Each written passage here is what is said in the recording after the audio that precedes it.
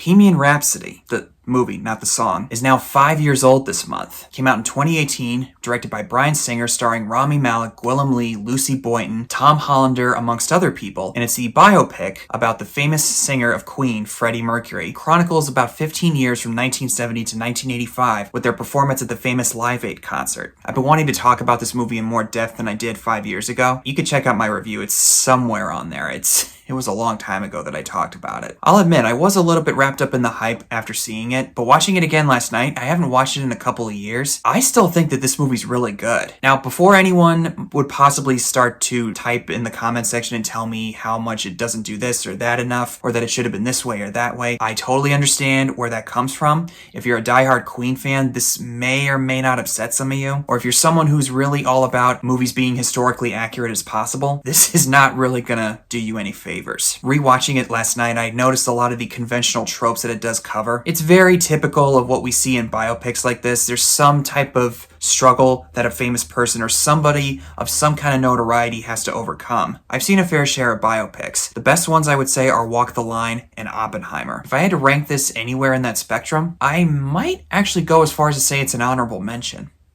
Yeah, I'm putting it out there. There are some issues that I have with the movie, and I'll talk about them, but I really think that this movie is much better than what people give it credit for. I know, not a surprise coming from me, but this is what I like to try to do. I like to try to argue in the favor of some films that I think deserve more credit. Just a couple of disclaimers. I'm gonna go full in detail about the plot, so if you somehow have never seen this movie 5 years later, do yourself a favor and check it out. And as far as historical inaccuracies, I'm not going to cover every single one of them because it's just too much time. I'll address some of them as I go on, but the ones I really want to focus on are Freddie Mercury's AIDS diagnosis and with the portrayal of Ray Foster and Paul Prenter. Because when it comes to the discourse on this film, those are probably the biggest talking points, as far as the historical accuracy category. When it comes to my history with Queen as a rock band, I was more or less a casual fan. I really did like their music, but it was mostly like the famous hits, Bohemian Rhapsody, Killer Queen, We Will Rock You, We Are the Champions, you get the idea. And Don't Stop Me Now, which I heard in the movie Shaun of the Dead, and I think it's still the best use of a Queen song in any movie, even more so than the use of Bohemian Rhapsody in Wayne's World, which obviously is very iconic. I've actually never seen that movie, but I've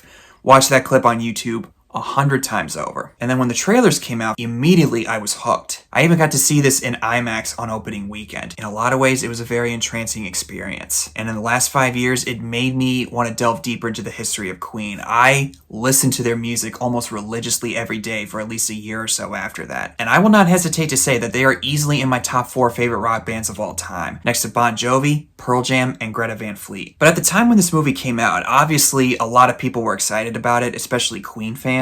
And while the audience reaction was mostly positive, critics thought it was fine. But the one thing that people were unanimous about was Rami Malek's performance as Freddie Mercury, which earned him various accolades, including a Golden Globe and an Academy Award. Rami Malek is obviously famous for shows like Mr. Robot, and maybe a couple other things that he's appeared in, like his role as King Akhman-Ra in the Night at the Museum series, and he was even a Bond villain in the last James Bond movie with Daniel Craig, even showing up for a small part in Oppenheimer earlier this year. And I kid you not, ever since seeing this movie, I cannot look at Rami Malek without going, "Hey-ho!" Now, with this being a feature film, there's going to be some things that are probably dramatized and glossed over. Since this does cover a 15-year time period, you're not going to be able to cover everything in about 2.5 hours, or 2 hours or so, however long this movie is. With the writing and direction, even though it's very conventional in so many ways, I think the basic idea of Freddie Mercury was still captured. Can't describe Freddie. Freddie was just, he was a hoot. He was very opinionated, he was very much a diva, but he was the sweetest person. I think this movie more or less is able to capture that because he does come off very haughty in certain scenes, very confident and assured of himself, and doesn't really have much of a filter. Now, when I say filter, I'm not talking about him cursing like a sailor left and right. Certain moments like this. You know if you're on time? I'm a performer, darling, not a Swiss train conductor. Or this great line. What is that? It's an epic poem. It goes on forever, 6 bloody minutes. Pity your wife if you think 6 minutes is forever.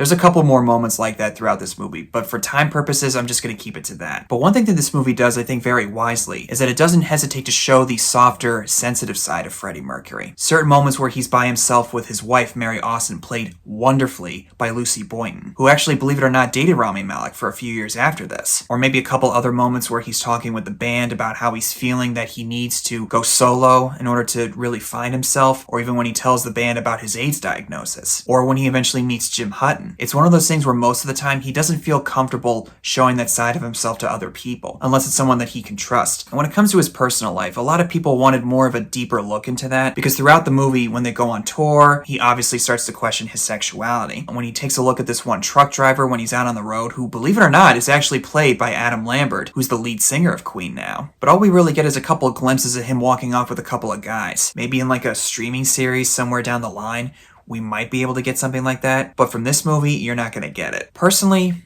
I'm okay with it. Brian May and Roger Taylor being the executive producers in particular, I think this might have been the reason why they chose not to go in that direction. I don't want to speak for either one of them, but if I had to guess, since they were very close with Freddie, they might have wanted to respect his privacy, and I think Freddie didn't really want that to get out. He didn't really want that to be the main focus of his legacy, because even though he didn't really have much of a filter, as I said earlier, he was very private about that part of his life. And it's probably the reason why Sacha Baron Cohen, who was initially supposed to play Freddie Mercury, exited the project. He probably wanted to do a lot of what some people wanted, to have like a really risky and raunchy type of movie, and Brian and Roger said no. Depending on your personal taste, you may or may not be alright with it. For myself, I was. I realize I talked a lot about that. I just wanted to try to get that out of the way. But the movie starts off with like a cold opening or a in media res opening of some kind, where we see the band getting ready to perform at Live Aid, and then it flashes back to 1970, where we see Freddie working at London International Airport, or excuse me, Heathrow Airport. He goes out at night to see a local band called Smile play at this club, and I really love the part where he introduces himself to Brian and Roger. He tries to suggest some songs that he wrote, but then he finds out that Tim quit, and initially Roger is very dismissive of him being the lead singer because of the way his teeth looks, and then he starts to sing for them and immediately wins them over. I'll consider your offer. Do you play bass?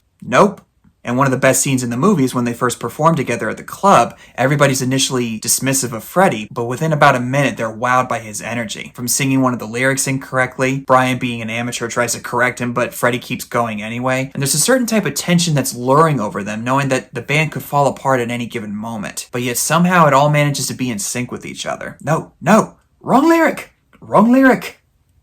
Then there's the scene when they're in the studio recording 7 Seas of Rye, using all these inanimate objects to make all these sounds for the song, bouncing the sound left and right to give that intended effect that we hear in the final product. I don't know how accurate that scene was, but if they did use inanimate objects for the recording, that I found very interesting. And I think it really speaks volumes of just how very innovative and different Queen was as a rock band. There's obviously a lot of great rock bands out there, but when you put Queen right in the middle of it, they stick out like a sore thumb, for good reason. They were very versatile with their catalog. If you didn't like one song, there's this song over here that you might like. There's no musical ghetto that could contain us. No one knows what Queen means because it doesn't mean one thing. But then they get the attention of John Reed, who's played by Aidan Gillen, who you might know as the CIA operative from Dark Knight Rises. This is the one moment where I begin to notice how poor the editing is. Cut to a close-up, cut to a close-up, cut to a close-up, cut to a close-up. And somehow this film got nominated for Best Editing.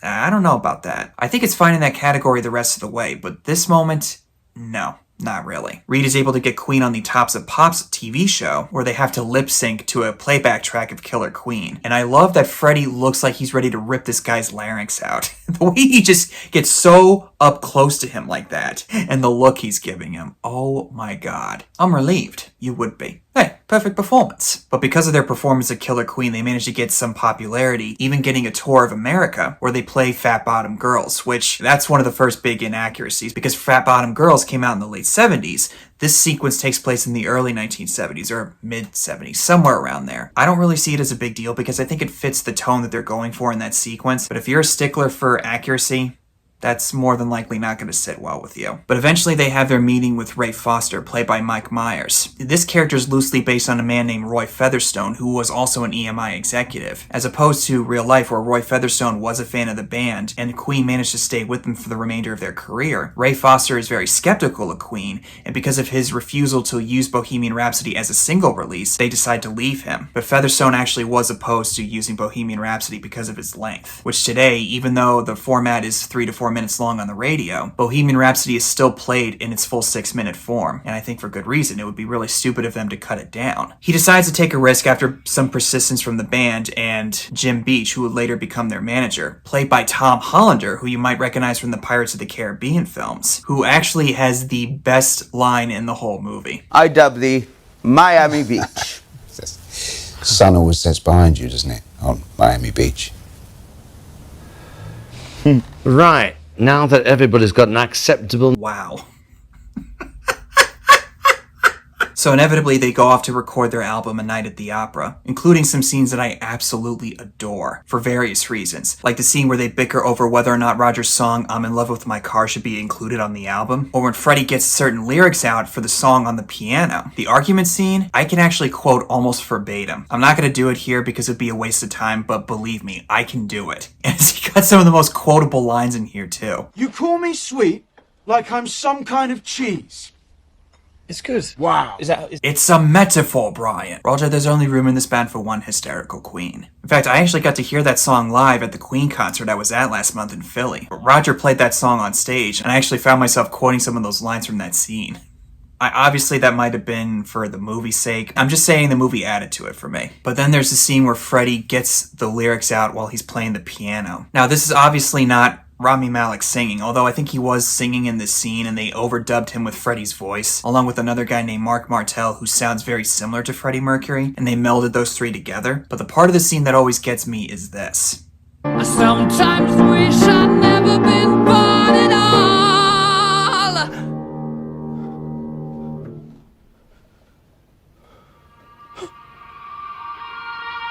Virtually every time I watch it, I get shivers all over my body, just knowing how much of an impact that song has had on pop culture, and the way the sound comes in after he gets choked up. Whoa.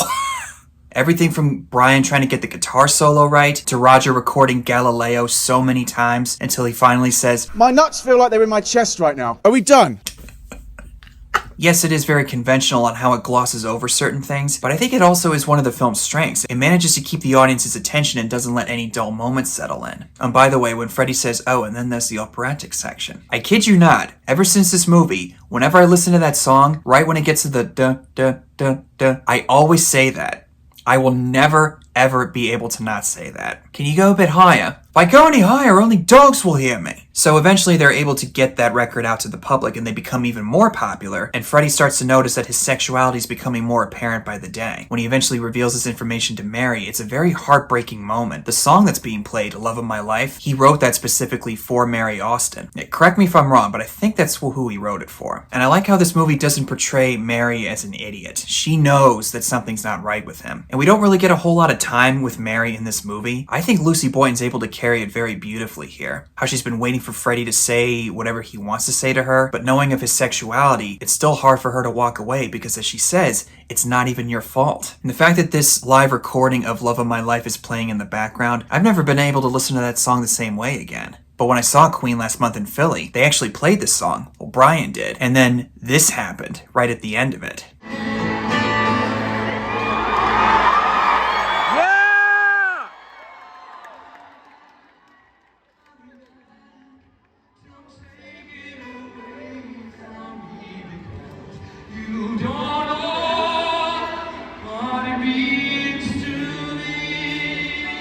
The whole audience, as you could tell, went nuts. But then the film goes right into the 1980s, where we see them coming up with We Will Rock You and Another One Bites the Dust, and the inaccuracies or gloss over details start to become noticeable if you're someone who's aware of the full history of the band. I just realized I never got to talk about the band members that much. I really like how they're portrayed here, even though I wish we would have gotten at least a couple more scenes with them, trying to get their side of the story and see how they're dealing with the fact that their friend is this big, larger-than-life person, and try to see how Brian is dealing with all this new fame, how Roger's dealing with it, and how John Deacon, or Deacon as they call him, is dealing with it too. And I also wish there was a couple more scenes of genuine band interaction where they actually get to reveal what's on their hearts and minds. The band interaction is there, and I think when it's there, it really serves its purpose. I just wish there was more of that, because the actors that they chose I think were spot on, and particularly Gwilym Lee, who looks exactly like Brian May. And believe it or not, when Gwilym Lee came out of his dressing room to show how he looked to the real Brian May, he was in total shock by how accurate he looked. In fact, as far as side characters, he might be my personal favorite, even though he doesn't really get a whole lot of time in here. Who are these 4 dinosaurs?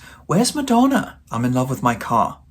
Maybe it's not strong enough? On the topic of Paul Prenter, there was some debate about how this guy is portrayed. This movie makes him a lot more evil than he supposedly was in real life. In real life, he didn't actually have a romantic relationship with Freddie, but he definitely was a negative influence on him, and it led to some friction between Freddie and the members of the band. They've all had their say about Prenter, and when he's eventually fired by Freddie after he refuses to tell him about Live Aid, he goes public on a German talk show about Freddie's sexual endeavors, when in actuality, he revealed it to a British tabloid called The Sun in 1987. Now, this is not the first time a piece of fiction has done this, where said person is shown to be a lot more extreme in a certain way than they actually were. Now, the movie does give us an explanation as to why he is the way he is. He comes from a Catholic background in Belfast, and that he feels his father would have rather see him dead than actually be himself. Now, I don't know if that's exactly how it was, but I think for me, what the film is trying to convey, this could have been Freddie if he had chose to go down a really dark path out of fear of being rejected by his conservative family background. And that sometimes certain people, if they're pushed a certain way, they tend to go down a much darker path than they would otherwise. And in the case of Paul Prenter, in this movie at least, is the prime example. It is actually very cathartic to hear him say, you could say whatever you want about the pictures you have, who you've been with, but just stay out of my life.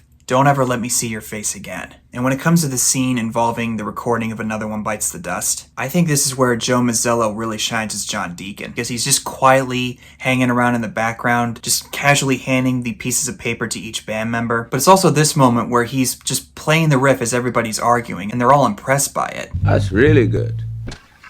Yes, it will be. If you all can just shut up and play. Joe Mazzello should be in more stuff. He was in The Social Network and the Pacific miniseries. He was the little boy Tim Murphy in Jurassic Park, for crying out loud. Well done, Columbo. Also, apparently, Michael Jackson suggested to the band that this song be released as a single. He's mentioned by name in the movie by John Reed, but we never see him in here. I'm indifferent, to be honest, but I think it would have been neat to have some acknowledgement of that. But eventually, Freddie decides to leave the band after the bad reception that is thrown his way towards the I Wanna Break Free music video, which contains a really great line from Brian. It's America. They're Puritans in public, perverts in private. And to this day, it still gets me rolling, because unfortunately, it's the truth. As far as Freddie leaving to go solo, the band never actually broke up. But due to Paul Prenter's role in the band, there was clearly a lot of friction going on. Regardless of the inaccuracy, I think this scene really shows just how broken Freddie feels, or I think he really is. Even though he has all this fame and all this money and all this success, this film clearly shows that he's still alone, or at least he's lonely. He tries to still connect with Mary, who's moving on to another man, but she doesn't really give him the time of day because she's so preoccupied with her personal life, even though they do show that she still cares for him. He sees his bandmates having what he wants, what he feels that he can't have. But eventually, when he goes through everything about learning that Paul lied to him about Live Aid, which actually wasn't a reunion for the band Queen, still, him pleading with the band to try to at least take the chance to go back to Live Aid, I think this is some of the best acting Rami Malek has ever done. Because up until then, Freddie has been acting like a diva and so haughty, it's very rare that he shows this side of himself. And in their own various ways, Brian, Roger, and John can tell that something's not right, leading us to the one part that's really going to make or break the movie for some people, his AIDS diagnosis. Mind you, not the actual diagnosis, the timing of it. In this movie, he's diagnosed in 1985, right before the Live Aid concert, and tells the band not too long afterward. In real life, he was diagnosed in 1987 and didn't tell the bandmates until 2 years after, in 1989. There was a lot of people, including some YouTubers that I actually watched at the time for a while, who were very offended by that change. To be honest, it does kind of bug me a little bit, but seeing how it plays out when he reveals it to the band, I immediately was able to get over it, because I think it really gets to the point of what Freddie was all about in the first place. He wanted to be remembered as a musical performer, not some cautionary tale for the AIDS epidemic, or his sexuality to be the main focus, which we saw in the scene where he's being interviewed by the press, where that one reporter grills him on his sexuality. And I think it's really in vain of how this movie portrays him. It really focuses on his desire to fulfill his dream as a musical artist. It does acknowledge his sexuality, yes, it's part of who he is, but ultimately he wanted to be remembered for his talents as a singer. If this change takes you out of the movie, I absolutely understand. It's still done well enough on my end for me to forgive it. And then of course, the film ends with the famous Live Aid concert. Probably the best part of the entire movie. The amount of accuracy that they throw into this sequence, if you compare this with the real life footage from Live Aid, spot on. It is really obvious that they studied this footage to the detail. But also, the best part of that scene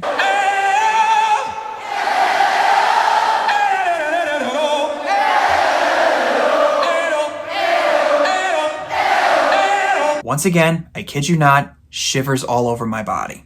And also when they play We Are the Champions, right when they say no time for losers and how it cuts right back to Mike Myers. Oh my god, I love that part so much. It's obvious he's kicking himself in the rear for not taking that offer. And the way it ends as they walk off screen from the stage, Freddie goes first, then John, and then Brian and Roger. Very poetic and heartbreaking because Freddie was the first to go, then John Deacon left the band afterward. Now Brian and Roger are the only ones left. I'd be lying if I said I didn't feel the need to cry just a little bit from that. Also, another thing that I wanted to point out, when it comes to Bryan Singer being the director of this movie, I think for the most part he did really good here. The pacing is very fluid. Like I said, there's no dull moments in here. He allows certain moments to sit just enough for you to feel the emotional punch. And if you weren't aware, he did leave the production about maybe 3/4 of the way through because of certain sexual allegations that came out about him. So Dexter Fletcher, who was from Lock, Stock, and Two Smoking Barrels, and also Sergeant Johnny Martin from the Band of Brothers series, came in and took over the directorial duties. I don't know how much he was able to oversee, yet as opposed to the Justice League situation where Joss Whedon practically reworked the entire movie where it didn't feel like a Zack Snyder production, at least not entirely, Dexter Fletcher doesn't do that here. Even though I would say it feels like anybody could have made this movie, I can't really pinpoint a certain aesthetic that Bryan Singer's known for, as opposed to somebody like Sam Raimi or Chris Nolan. Not every director has to have that, I get it. I think that's one of the weaker points, I guess, with this movie. I feel like anybody could have made this. But even then, it's very tight and very fluid. It doesn't feel like there's any time wasted. And one last thing I have to admit that does get me a little emotional is when he tells his family what he's doing at Live Aid, and he says his father's words of wisdom, good words, good thoughts, good deeds, where his father was not really supportive of him going into the music business, but then he sees just how he's using it for a charitable cause as a musical performer, and the way he goes in to hug his son.